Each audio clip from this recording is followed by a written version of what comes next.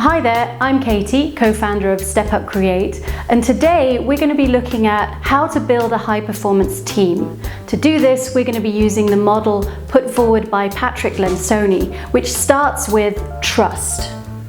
Trust is so important for a team, and what's important about it is that everybody shares their vulnerability in one way or another. We don't need superheroes in a team. We need everybody to work together and to trust each other. One way of doing this is to share our true strengths and weaknesses, and then we can get together and build on those. Once we've got trust, we can have productive conflict.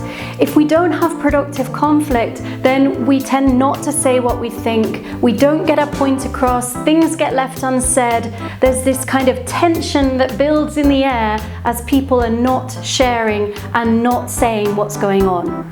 And that leads to another level. So how can we have productive conflict?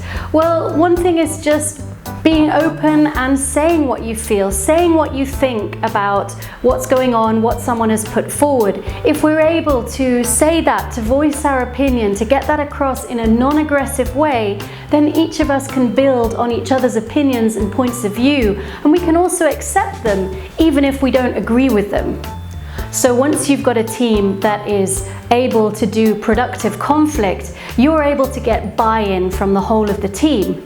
That doesn't mean that everybody agrees with what's been put forward, but because they've been involved in the conversation, because you've co-created something in one way or another, there's more chance that they are going to be committed to what's coming about, what you're putting forward.